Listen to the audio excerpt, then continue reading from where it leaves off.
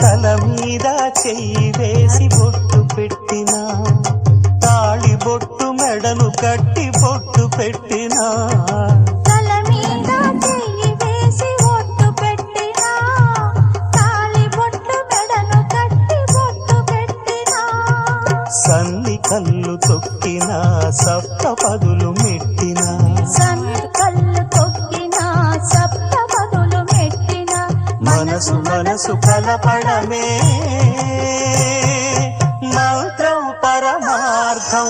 శ్రీరస్తు శుభమస్తు, శ్రీరస్తు శుభమస్తు. శ్రీకారం చుట్టుకుంది పెళ్లి పుస్తకం, ఇక ఆకారం దాచుతుంది కొత్త జీవితం.